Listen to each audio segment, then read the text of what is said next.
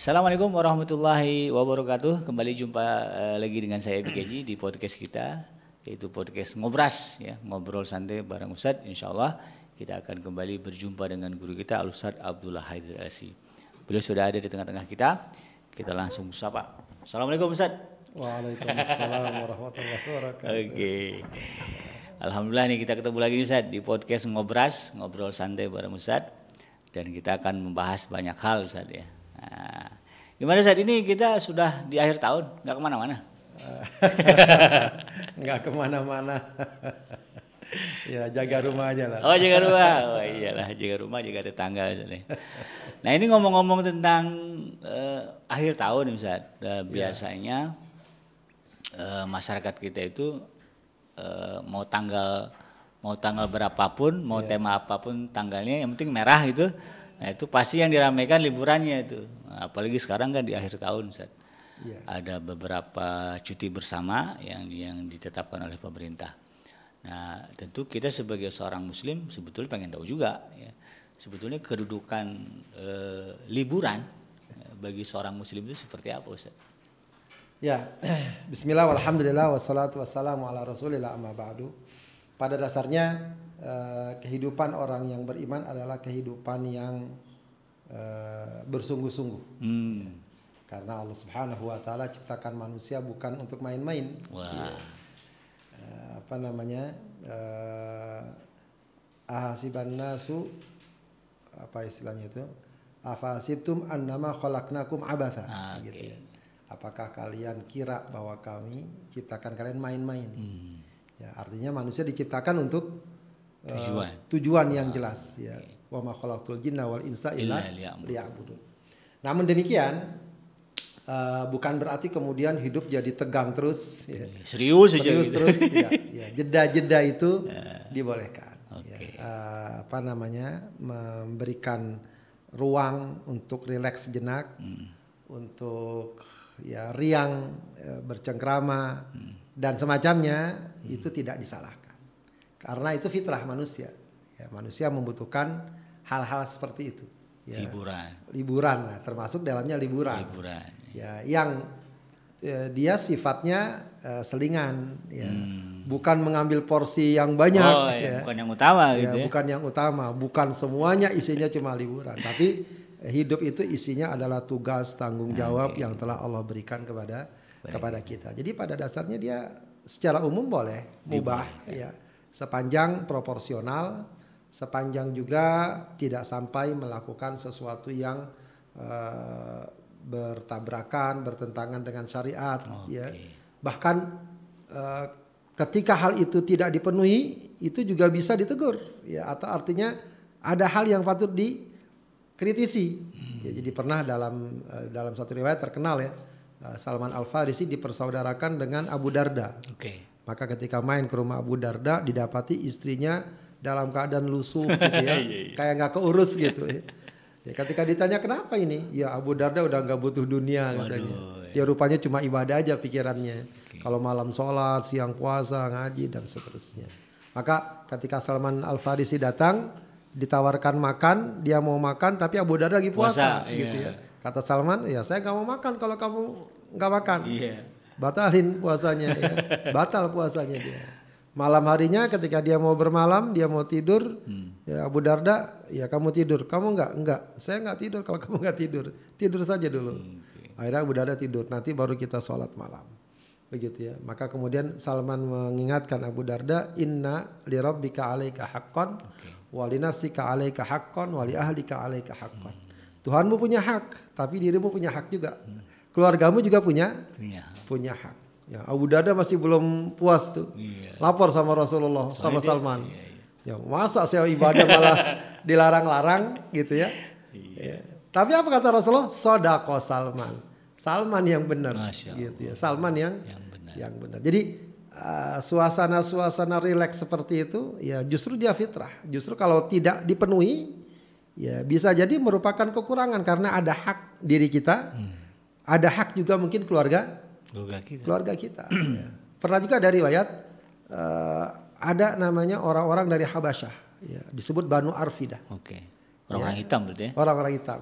Ya, mereka main-main dengan tombak-tombak itu kan mereka biasa tuh ya, suka mungkin ya kayak nari-nari gitu atau main-main ya permainan dengan tombak-tombak di depan Masjid Nabawi. Rasulullah ada di situ.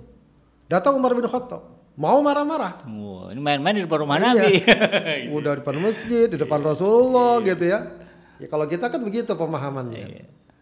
Tapi kata apa kata Rasulullah? Da'hum ya Umar. Ya, biarkan mereka ya Umar. Innama hum Banu Arfidah. Mereka itu Banu Arfidah. Banu Arfidah itu sebutan untuk orang dari suku Habasyah yang memang punya kebiasaan melakukan permainan seperti itu. Artinya dalam batas tertentu hal-hal tersebut boleh saja. Ya bahkan bisa jadi dibutuhkan. Ya agar ya refreshing, memberikan semangat kembali dan seterusnya. Cuma tadi memang ya jangan kelebihan, ya jangan mengambil porsi yang terlalu banyak.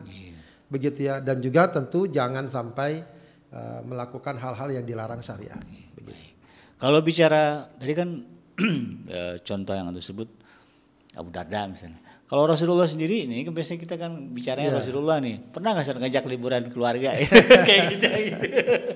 Ya walau kalau liburan kayak gitu enggak ya, tapi Rasulullah kan bisa jadi liburannya sekalian atau jalan-jalannya ya. Rihlahnya sekalian rihlah perang gitu ya atau umroh ya. Kalau bercengkrama banyak ya. Rasulullah bercengkrama dengan keluarganya, dengan istri-istrinya ya. Bagaimana sering kita dapati Rasulullah lomba lari dengan Aisyah ya, sekali waktu dia menang, sekali waktu dia kalah dan seterusnya. Atau sekali waktu Aisyah menang, kemudian sekali waktu Aisyah kalah begitu ya. Rasulullah juga sering mengajak istrinya ya, atau juga bercanda bahkan dengan para sahabat juga. Beberapa riwayat Rasulullah bercanda tapi ringan tentu saja ya, itu sesuai dengan makom beliau tentu saja. Ya. Jadi Rasulullah juga orangnya nggak serius-serius amat. Ya. Dalam kondisi tertentu beliau ya rileks lah bahasanya. Nah, baik. Ya, relax. Ini penting nih ya. Jadi jangan sampai kita di komen orang hidup serius mulu gitu kan, nggak ada liburannya gitu. Baik. Nah tadi Anda sebutkan terkait dengan larangan-larangan atau ada porsi-porsi. Nah sebetulnya bagaimana Ustaz penjelasan dalam Islam terkait dengan adab atau juga mungkin persiapan kalau kita mau liburan? Baik, kalau seseorang hendak liburan atau adab ya tentu yang paling bagus adalah pertama ya niat juga penting saya kira. Oh pakai niat juga? Ya paling enggak semangat dan niatnya. Biar jadi ibadah saja. Iya niatnya juga untuk ibadah, untuk juga ya menyenangkan keluarga atau juga kita rileks sejenak ya, bukan untuk sekedar melampiaskan syahwat, melampiaskan keinginan. Sebab ada kadang-kadang orang liburan niatnya memang betul-betul ingin lepas, ingin bebas gitu ya. Tidak ya, kita sekedar untuk mengembalikan semangat ya dari rutinitas kerja dan berkesibukan ya. Apalagi kalau ditambah lagi dengan niat-niat ibadah ya, apakah silaturahim. Ya sekalian liburan, sekalian mengunjungi paman atau pulang kampung, mengunjungi guru atau mungkin umroh atau haji, wah itu bagus ya. Ya tentu juga persiapan lainnya juga persiapan mental ya, liburan itu kalau sifatnya wisata ya. Nah, itu harus mental siapkan, sabar sebab yang namanya safar itu pasti melelahkan. Ya. As-safaru qit'atun minal adzab kata Rasulullah. Belum macetnya. Apalagi sekarang ya macet segala macam. Jangan sampai liburan nanti malah kesel aja bawaannya ya. Bete liburan itu harusnya senang kan. Jadi walaupun macet ya memang resikonya. Ya, karena itu patut dicari apakah waktu, tempat begitu ya yang kira-kira tidak menimbulkan problem yang banyak. Ya bagus juga liburan itu juga kalau perjalanannya panjang ya, lama begitu ya.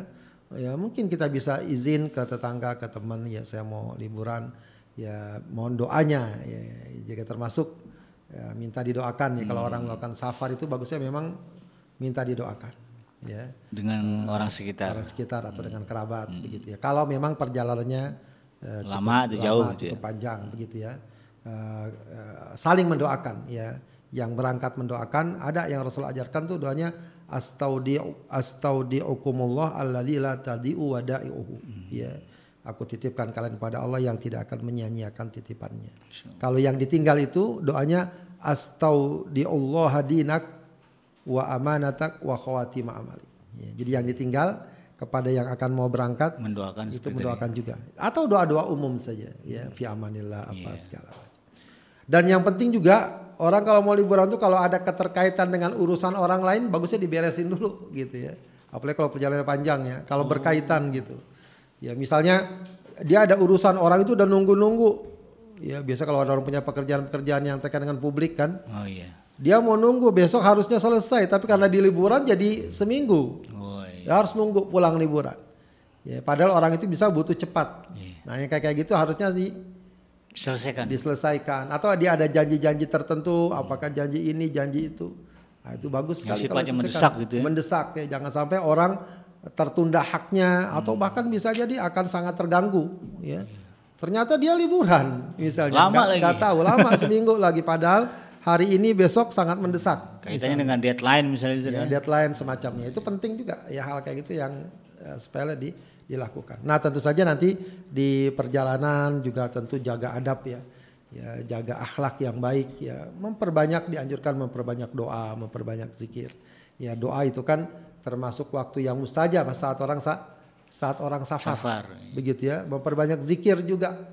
Ya jadi meskipun tentu liburan ya bukan berarti akhirnya zikir terus enggak maksudnya ya di sela-sela perjalanan itu kita bisa berzikir. Kalau Rasul ajarkan tuh kalau nanjak bacanya apa? Allahu Akbar. Ya, kalau turun bacanya Subhanallah. Kita biasanya baca takbir kalau mau tabrakan. Allah. Tidak. Ya, jadi sunnahnya gitu. Kalau lagi nanjak nih, baca Allahu Akbar. Nah, itu bagus tuh sebagai pendidikan buat anak-anak. Memang sih kalau di kalau bicara jalanan itu jalan nanjak tuh beresiko tabrakan, maksud kecelakaan Zat. Ya, bisa begitu. Wajar kalau benar disunahkan takbir. Iya, disunahkan takbir. Kalau turun sunnahnya subhanallah. Oh iya, jangan lupa juga baca doa, ya, doa naik kendaraan subhanalladzi sakhkhara lana hadza, doa safar juga. Allahumma inna nas'aluka min safarina hadzal birra wat taqwa. Kalau belum hafal baca aja. Ya itu adab-adab yang bagus tuh ya untuk zikir. Kalau nanti singgah di satu tempat di rest area misalnya. Ya, di rest area baca ya bismillahirrahmanirrahim la yadurru ma'asmi syai'un a'udzu bikalimatillahi tammah. Soalnya kadang suka ada copet, ada pencurian, macam-macam. Ya itu doa-doa ya. Dan juga sunnah kalau rihla itu jangan sendiri. Oh gitu. Rombongan. Bagus kalau ajak keluarga ya, jangan rela sendiri aja. Kecuali jomblo saja. Iya, kecuali jomblo. Jomblo pun bagusnya ajak teman. Gitu. Ajak teman, ya, jangan sendiri. Iya. Sebab sendiri itu mudah orang tergelincir. Oh, ya, iya memang tergelincir gitu. Jadi memang sunahnya bersama. Ya tentu saja mencari teman yang baik juga penting ya. Menjadi teman yang baik ketika rihlah itu penting. Itu beberapa adab yang barangkali mungkin. Nah ini terkait dengan adab juga sebetulnya itu bagaimana di dalam safar. Ustaz, kan orang Islam ini kan ada ibadah rutin. Oh iya. Nah, kan ada sholat, mungkin ada juga yang tambahan sholat malamnya. Nah, ini prakteknya ini kan bisa jadi terganggu nih Ustaz. Nah, itu sebetulnya aturannya seperti apa? Ya, memang satu hal yang patut menjadi catatan ya. Seringkali ada orang atas alasan safar atau liburan atau rihla atau wisata dia merasa biasa-biasa saja mengabaikan sholat. Iya. Ya itu bukan pembenaran. Ya. Safar bukan pembenaran seseorang mengabaikan sholat. Sholat kan sudah kita tahu sholat itu syarat wajibnya cuma 3. Apa? Muslim, balik, berakal. Beda kalau puasa. Puasa muslim balik berakal dan dia menetap kalau dia lagi safar dia boleh puasa. Boleh tidak puasa. Begitu ya. Tapi kalau sholat tidak. Selagi dia muslim balik berakal waras sehat waras ya terus juga balik. Udah wajib dia. Mau dia safar mau nggak safar mau sakit nggak sakit dia tetap wajib sholat. Termasuk saat safar. Ya dia harus sholat tidak boleh dia meninggalkan sholat. Oh bagaimana Pak Ustaz sibuk ribet ada keringanan. Maka gunakan keringanan tersebut. Ya, ada yang namanya jamak qasar kalau memang safarnya udah memenuhi kriteria begitu ya. Makanya juga termasuk tadi ada safar itu selain persiapan ilmunya itu juga penting juga. Ngaji dulu dong ya. Ngaji paling nggak nanya lah. Ustaz, saya besok mau ke Surabaya nih, gimana? Saya di sana boleh jamak qasar nggak boleh? Misalnya gitu. Kalau begini gimana? Saya ikut sama orang di kampung sholat. bisa nggak antara bisa jama gitu ya. Kayak gini kan tinggal nanya aja kan. Betul.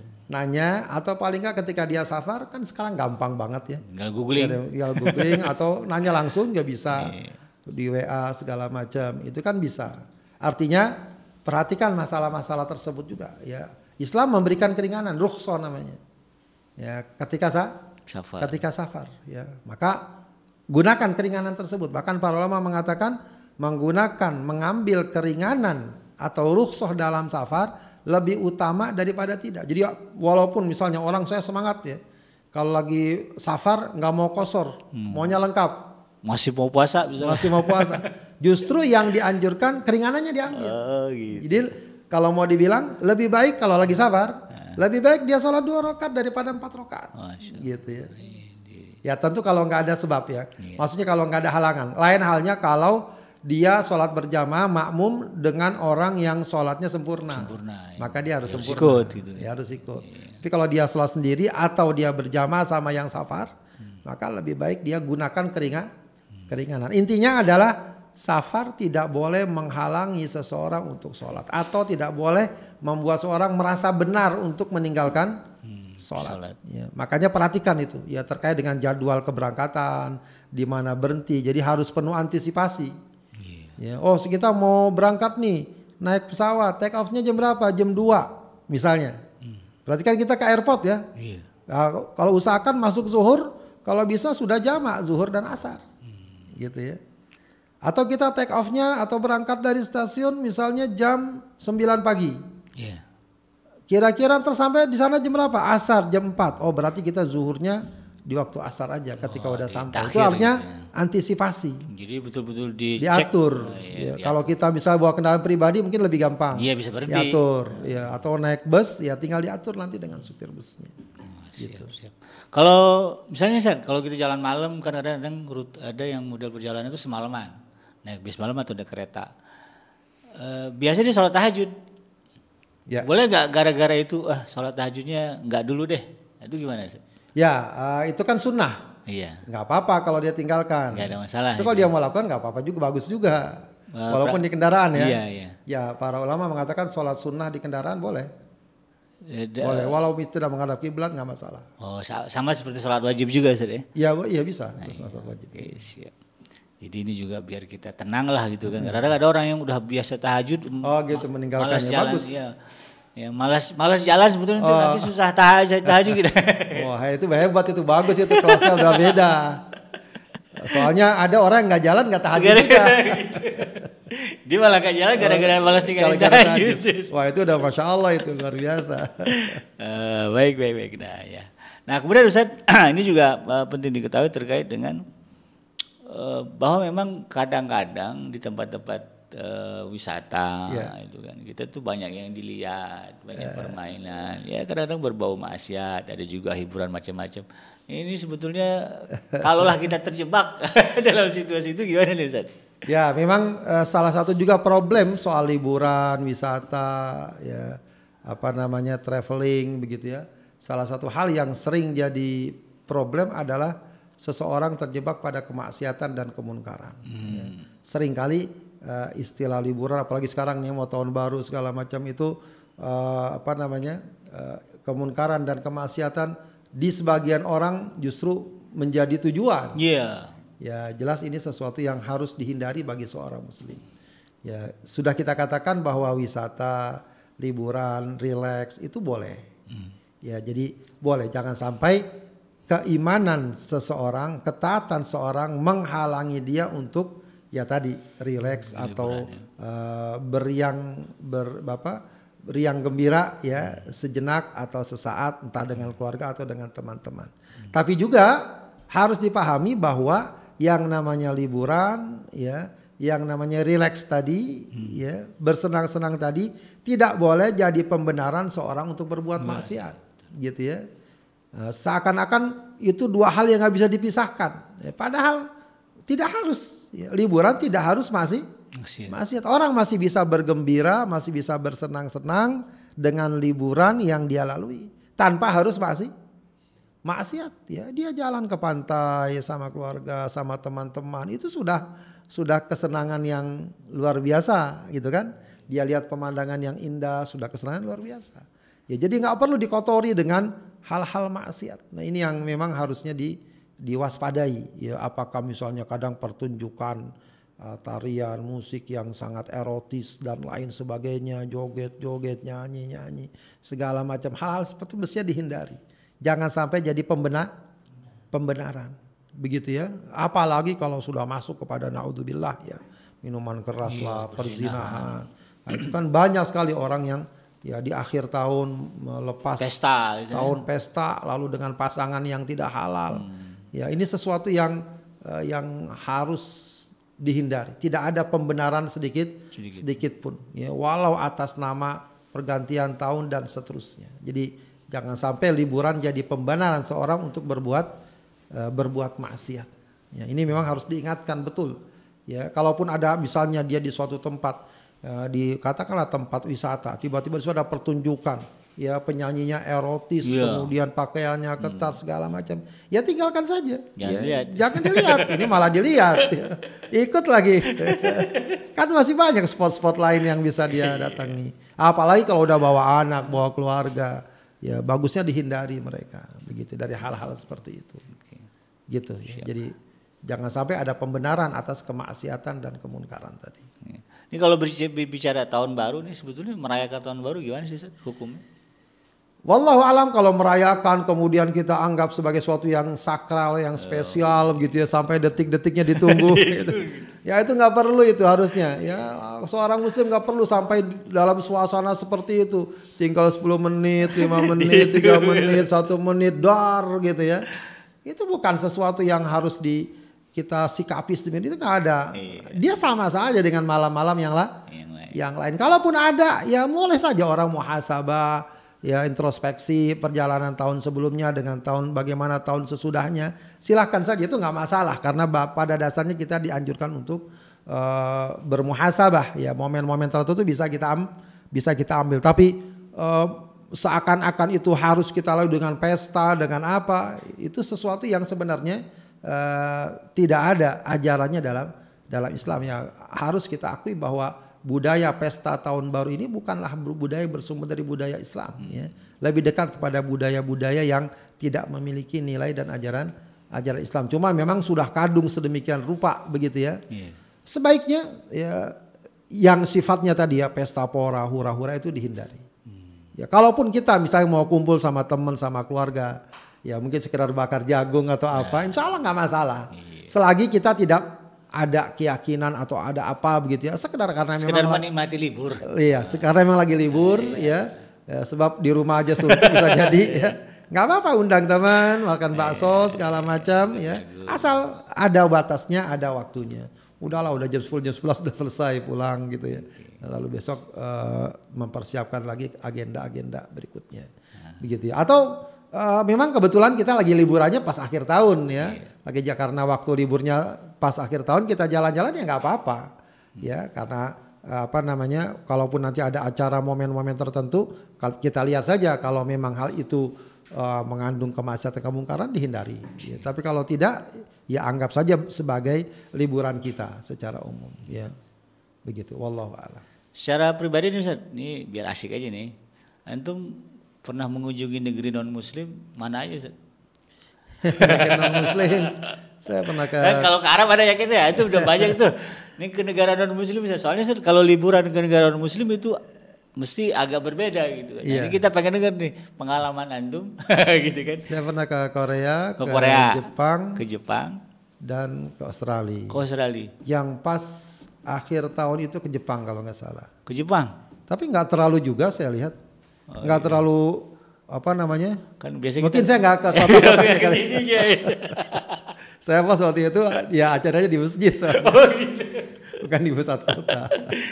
Tapi ada nggak persiapan khusus kalau kita mau ke negeri-negeri non Muslim yang kita kenal nih, wah ini potensi maksiat banyak nih. Antum secara pribadi gimana Ustaz? Ya. Pengalaman itu lah. Intinya sih paling bagus, paling tepat itu kalau kita ke negeri-negeri seperti itu sudah jelas tujuan dan targetnya. Kalau saya kan jelas isinya ke masjid kan. Dakwah. Ya, dakwah. Ya, jadi nggak terlalu ya Memang suka diunjukin begini-begini kondisinya, tapi kan kita nggak bersentuhan dengan. Paling bagus memang menghindar, ya, menghindar hal-hal seperti itu, begitu ya. Dan juga kalaupun kita memang ke tempat wisata, ya memang sudah jelas tujuannya ke sana, ya, dan juga antisipasi berbagai hal. Saya pernah diajak sama teman itu keliling kota di Jepang kalau nggak salah, keliling kota. Nah, itu dia sudah bawa sejadah begitu. Kenapa? Ya karena nanti susah masjid ya. Jadi sholat di mana aja? Sholat di mana aja. Dan betul gitu. Kita sholat di pojok-pojok. Dia ada gedung ya, di mall gitu ada tempat kosong kita sholat di situ.